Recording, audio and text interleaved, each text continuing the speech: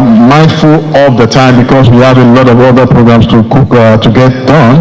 But at this time, we're going to bring on stage the Ambassador of the High Commission to Nigeria. We have in the house Ambassador Sana to please come up stage for the opening remark or welcome remark, and then we'll just quarreling over what to do or what not to do. But I thank all of you again. I'll be calling all of you to the stage to take a bow before Mr. President speaks. I thank all of you, chaired by Dr. Aino. Thank you very much. So we've been having these conversations, and as we said, we are going to move from just conversations to impact. And I'm glad that the Diaspora Commission has been able in the last 7 years galvanize Nigerians in the diaspora and show the world that we have Nigerians developing economies all over the world. But here's the challenge. You have to develop your own economy back home in Nigeria. Because as we said, we've been saying it, you're still going to return home. So help us to build Nigeria, and Nigeria will also build you. Help us to make Nigeria the best country in the world, and you will not regret it. And we have a president who understands, who has embarked on reforms, difficult reforms, but you are seeing the results. Not anymore do you have the naira fluctuating. Not anymore do you have, oh, I don't know what it's going to be tomorrow. And I know you, the diaspora, are truly benefited from that and appreciate that. President Tinubu is not asking you to invest out of nostalgia, not out of guilt, and not out of charity.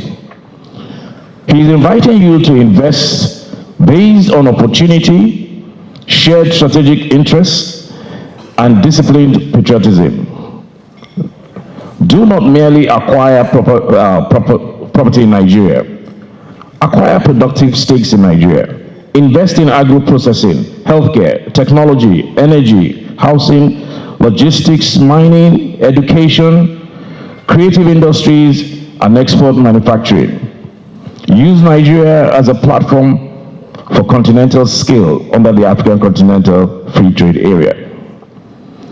Most importantly, organize, move beyond scattered, personally driven transactions to professionally governed diaspora investment clubs, sector funds, co-investment vehicles, venture networks, and institutional partnerships. Yes. Intellectual capacity, in my opinion, is just as important, and sometimes more important. Investments of time and talent. Thank you. This would not happen in Nigeria. Because when you walk into a hall for something like this in Nigeria, the hall is cold, it's chilled.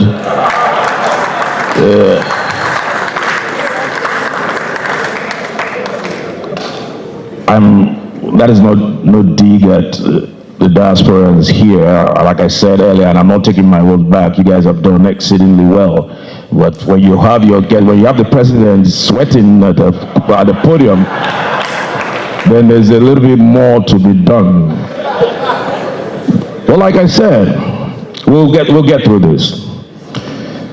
Capital is not only part of what you possess. Intellectual capacity is just as important, and sometimes more important.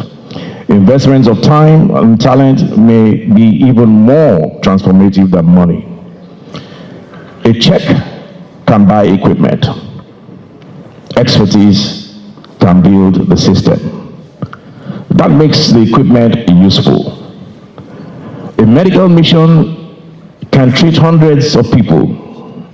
A sustained partnership that trains practitioners, establishes protocols, and improves hospital management can serve generations. So it's not just about money, it's about what you bring to the table.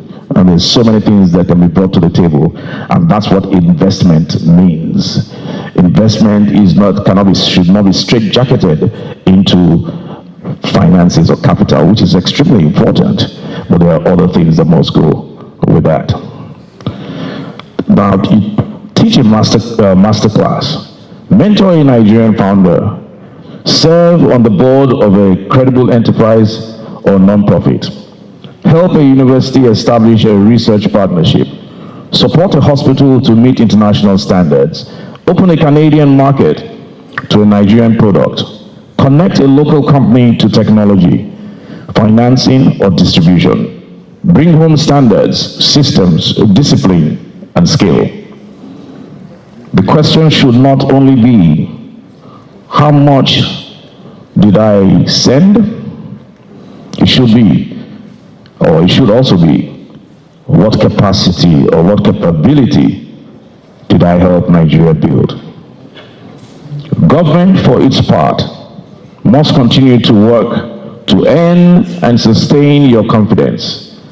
Patriotism is not a substitute for due diligence, and no serious government should ask you to ignore risk.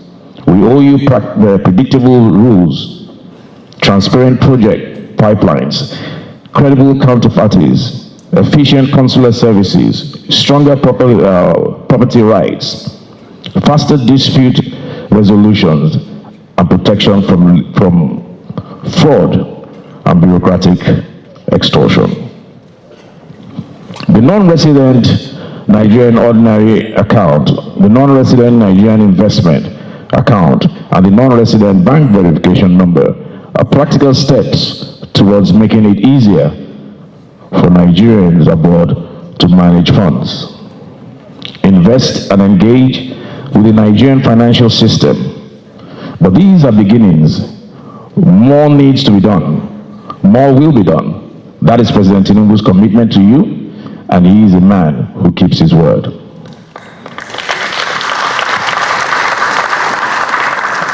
An enlightened relationship between the diaspora and government requires neither sycophancy nor permanent hostility.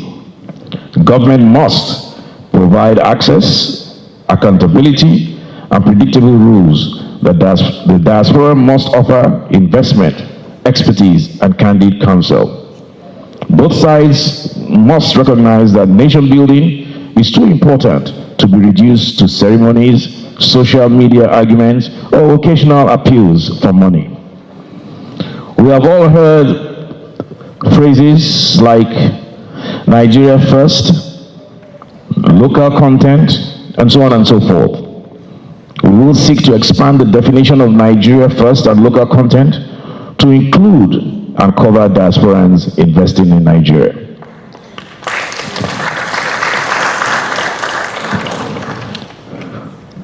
There is also a responsibility that comes with the visibility and influence you have earned abroad. Every Nigerian in the diaspora is, in some measure, an ambassador of our country. Every professional success enlarges Nigeria's reputation. Every act of integrity strengthens the Nigerian name.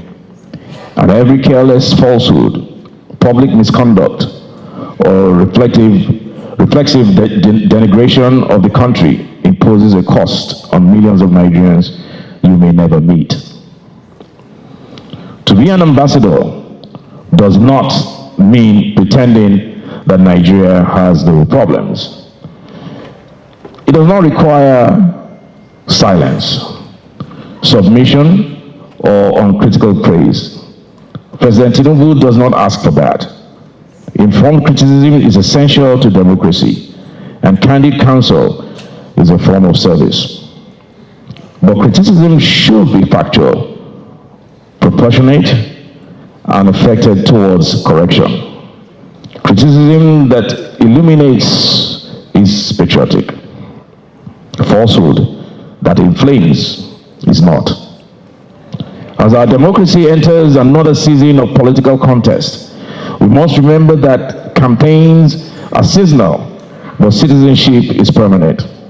Elections will produce winners and losers.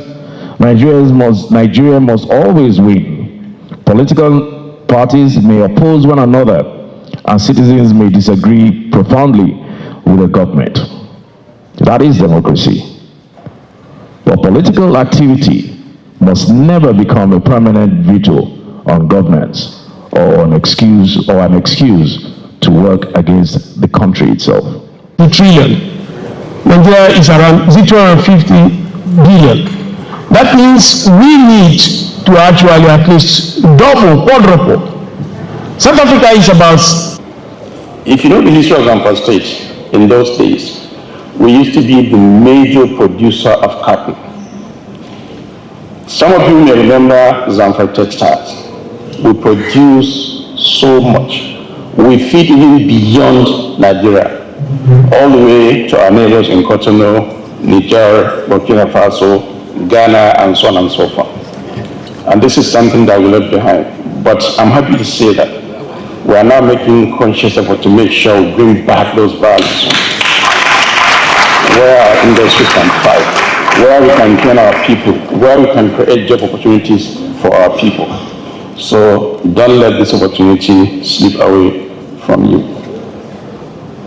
And the good thing, coming from private sector, I was a banker. I know what value of investment is all about. So be rest assured of your return on investment. We are laying the framework, legislative framework. The political will is there. So there's nothing to fear. We'll give you all the comforts you can think of. And let me tell you, based on my experience as a former diaspora, and what I am now, the seat I'm occupying as a governor of the state, I know what it is to invest in Nigeria. And I've also been opportune to be at the heart of key transformative market initiatives. In terms of CSS specifically. Thank you, Prof. So I'll put the next question to both of you. So what are going to Nigeria in capital investment flows? We've reduced the spread between the Naira in the banking system and the Naira. With the renewed agenda of Mr. President, we want to assure you of better data management, because data is the new oil, is very key. And be rest assured that the internal security architecture of Nigeria will be better. It has improved a lot. What is happening in Nigeria as just soft targets, which happens anywhere in the world, especially, which is the first sign of the decimation of terrorists. When you decimate terrorists, attention shifts to soft targets. So, and when it gets, that's like the last phase of terrorism. Nigeria is already at that last phase. We are conquering that already. Before this government came on board, if you open newspapers in Nigeria, for the media guys here, you will see that Zamfara was always in the news for the bad reasons. You will see that most places where we had mining industry was always killing. And it's not unique to Nigeria.